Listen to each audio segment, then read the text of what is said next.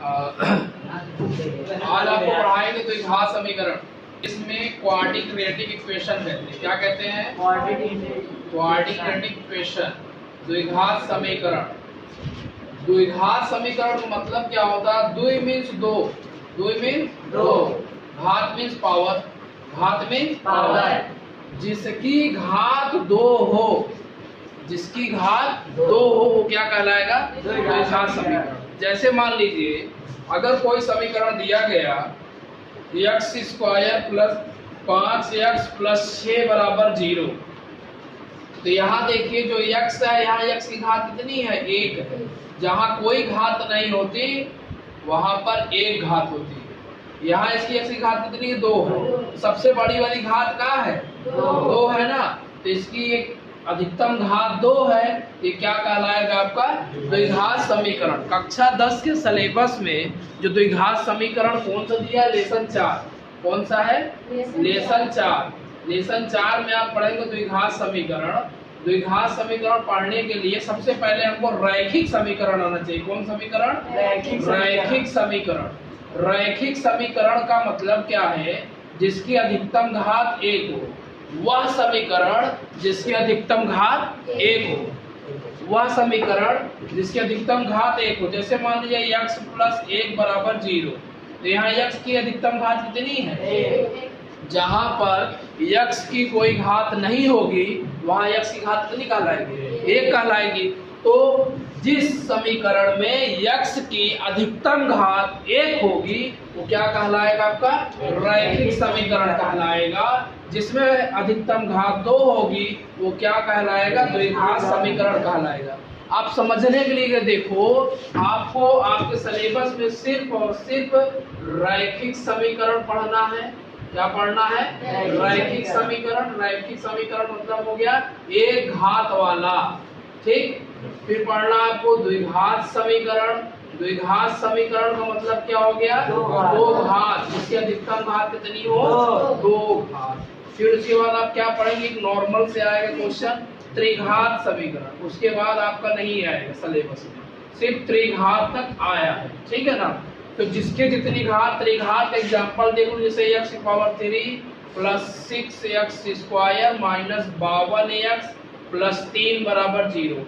इसमें x की अधिकतम घात कितनी है? 3 है। तो जब x की अधिकतम घात 3 हो गई तो क्या कहलाएगा? ये आपका त्रिघात समीकरण। अब समझने वाली बात ये है, जो रैखिक समीकरण है, रैखिक समीकरण में इसका एक मूल होगा। कई मूल होगा? एक मूल होगा। द्विघात समीकरण में 2 मूल होगा, एक होगा अल्फा, एक होगा बीटा।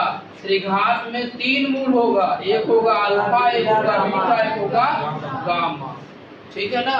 अब ध्यान देखिए, जो द्विघात समीकरण है इनके सूत्र कैसे बनेंगे। तो सूत्र इसका जब देखेंगे तो पहला आता मूलों का योगफल। क्या आता? मूलों का योगफल। मूलों का योगफल। योगफल मीन्स जोड़।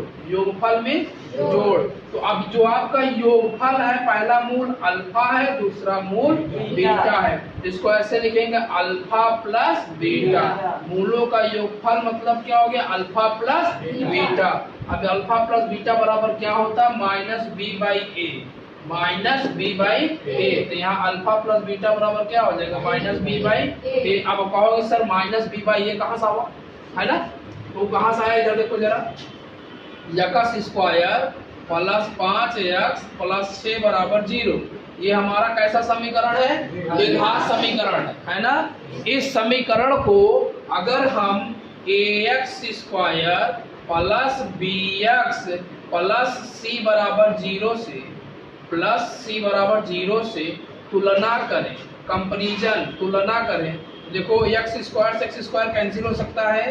a बराबर यहाँ क्या दिया? कुछ नहीं दिया, 1 मानेंगे। क्या मानेंगे? a। देखो x से x कैंसिल हो गया। b बराबर क्या मानेंगे? 5 मानेंगे। और c बराबर डायरेक्ट मान कितना है? 6। कोई डाउट? ये हो गया ना। ऐसे ही मान रख के निकालते हैं तो वही दिया है कि मूलों का योगफल बराबर क्या होता है? Minus B by A. अब देखने वाली बात इसमें ये है कि आगे आता मूलों का गुणनफल। क्या आता है? मूलों का गुणनफल। मूलों का गुणनफल। मूलों का गुणनफल बराबर होता है सी बाई ए, यानी सी बटा ए। अब ध्यान देखो, जो मूलों का गुणनफल है, पहला मूल क्या है, अल्फा है, दूसरा मूल क्या है, बीटा है।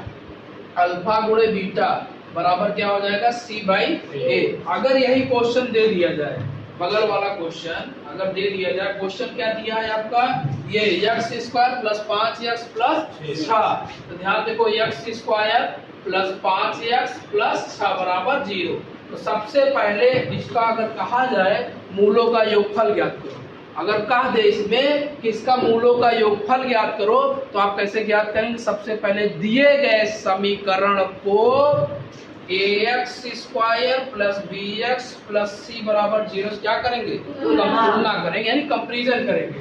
तो समीकरण को ऐसे लिखेंगे, समीकरण को ax square plus bx plus c बराबर 0 से तुलना करने पर a बराबर क्या मिलेगा, 1 मिलेगा, क्योंकि x स्क्वायर से x स्क्वायर कैंसिल हो जाएगा, 1 बचेगा। x से x आउट, b बराबर क्या मिलेगा, 5, c बराबर डायरेक्ट मान 6। अब पूछा है, कह रहा है, क्या कह रहा है कि मूलों का क्या पूछ रहा है, योगफल और गुणनफल, दोनों चीज निकालना है। फार्मूला पहला होता है मूलों का योगफल बराबर minus B by A, alpha plus beta बराबर माइनस बी का मान कितना 5, ए का मान कितना 1, भाग करेंगे एक का किसी भी संख्या भाग का तो वही संख्या प्राप्त हो जाती है। फिर दूसरा अगर निकालेंगे इसमें मूलों का गुणनफल, तो क्या होता है सी बाई ए, क्या होता है सी बाई ए। तो अल्फा बीटा बराबर, ध्यान देखो, सी का मान कितना हो 6 है, ए का मान कितना हो 1 है, भाग करेंगे अल्फा बीटा बराबर 6। आई बात गई समझ में, छापा।